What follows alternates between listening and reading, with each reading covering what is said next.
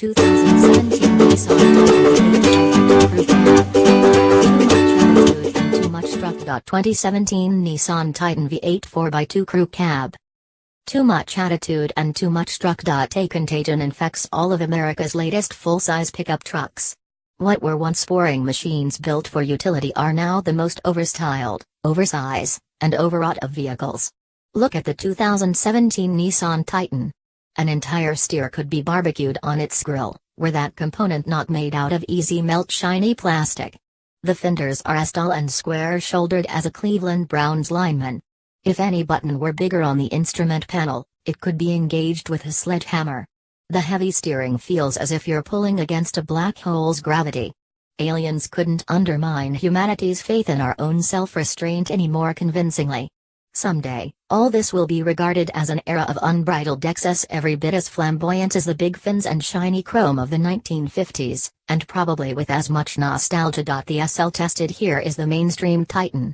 Assembled in Mississippi, it's a half-ton crew cab with rear-wheel drive and leather upholstery that's well-equipped, although not ridiculously lavish in the manner of the line-topping Platinum Reserve. In 2004, the first-generation Titan was regarded as a landmark challenge to the one market segment Detroit automakers still dominate. Now, it's just another player, and a small, bit player at that. The standard issue civilian truck shares its Tennessee-built 5.6-liter V8 with its almost three-quarter-ton sibling, the Titan XT, which garners more headlines for daring to bump up into the lower end of the Detroit-ruled heavy-duty segment. What this regular-duty truck doesn't share with the XT are the Cummins diesel engine option, some body panels, and a beefier frame and suspension. It's also 14.7 inches shorter overall on a wheelbase, almost a full foot shorter than the Titan XT's with its longer bed. This new Titan carries over several features from the first-generation model.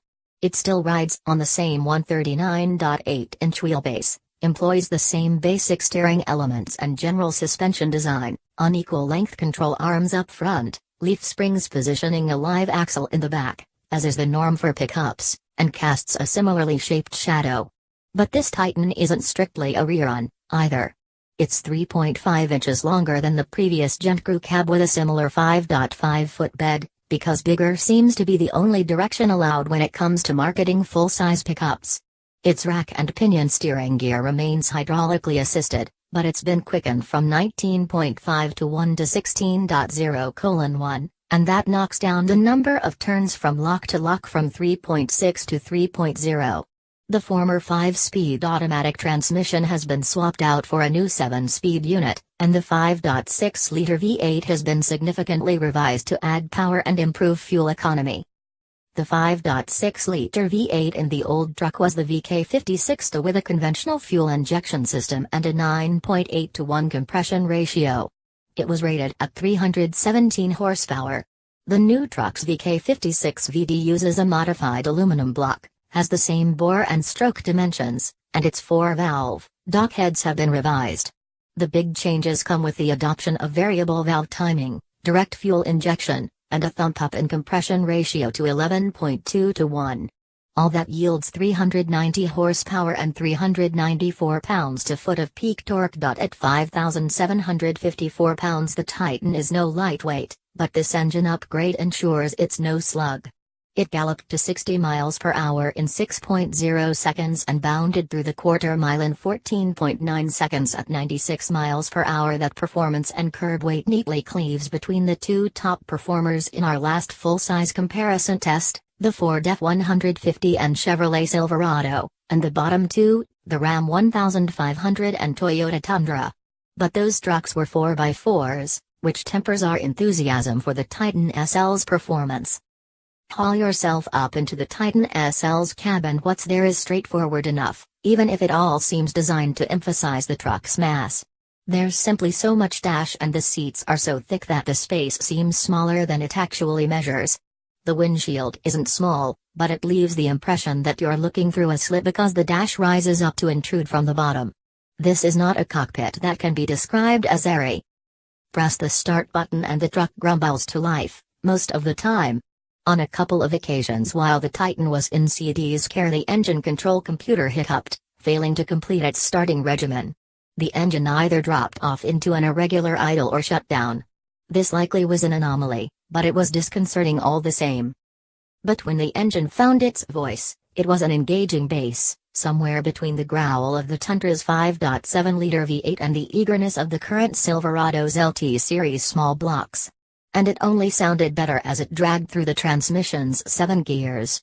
With the new drivetrain, this truck was rated to carry a payload of up to 1,590 pounds, a decrease of 143 pounds over the rear-wheel drive 2015 Titan SL's rating. In the more is better mentality of the current pickup truck market, these figures matter, and dropping slightly doesn't put Nissan in any danger of claiming best-in-class numbers. This truck's tow rating of 9,390 pounds is an improvement of 190 pounds over that of the 2015 Titan SL.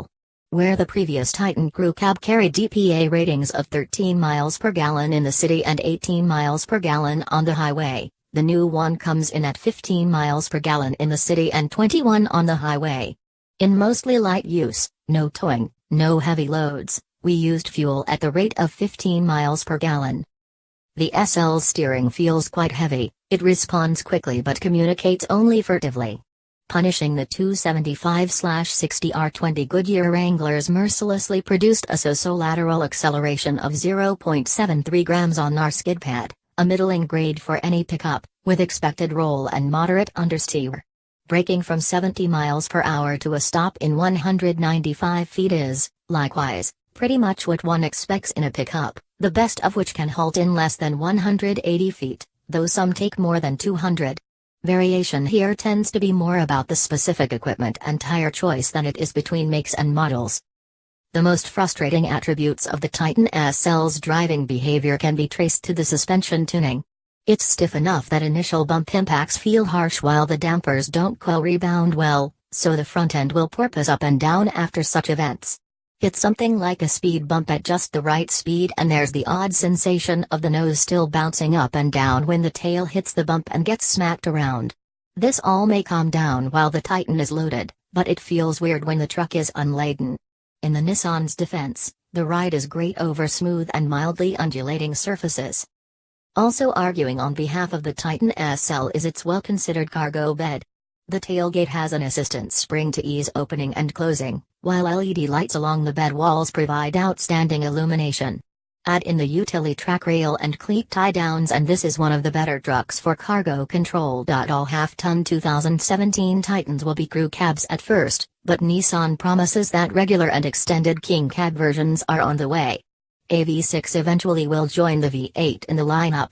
Currently the announced price of the cheapest rear-wheel drive Titan S starts at $35,975. It rises up from there through SV, SL, Platinum Reserve, and the 4-wheel drive Pro 4X. At the very top is the Platinum Reserve 4x4 at $56,595. Our test truck started at $47,575 for the SL, which brings leather trim, heated captain's chairs with power adjustments, 8-way on the driver's side plus power lumbar supports, 4-way on the passenger side, and a 60/40 split folding rear bench.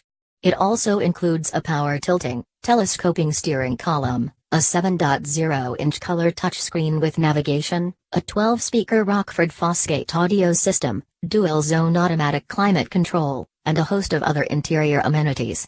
The SL's exterior adds a lot of chrome accents and standard running boards. Functionally, the SL includes 20-inch aluminum wheels, a Class 4 towing hitch with wiring harness and trailer sway control, a spray-in bed liner, front and rear parking sensors, blind spot and rear collision warning systems, and a backup camera. Our example had only one option, the $410 towing convenience package, which adds extendable, folding, heated side mirrors with auto-dimming, a trailer brake controller, and front tow hooks. It was, in other words, a mid-grade truck packed with more luxurious comfort and convenience features than you'd find in most family sedans, and suitably so with the bottom line nearing $50,000. The philosophical conformity of the full-size truck market is, it seems, one reason the mid-size market has recently returned so robustly. It's not so much that GM's Chevrolet Colorado and GMC Canyon models are better size trucks, But they run as low-key alternatives to the relentless "look at me, mucho macho" shouting that infests the entire big truck world. Nissan has never sold a lot of Titans. So while the half-ton SL likely is going to be the Titan that sells best, in today's elephant and big truck market, being the best-selling Titan amounts to peanuts. Maybe even a single peanut. Nissan had little to lose, it could have risked being different. And a single peanut isn't much of a meal for an elephant.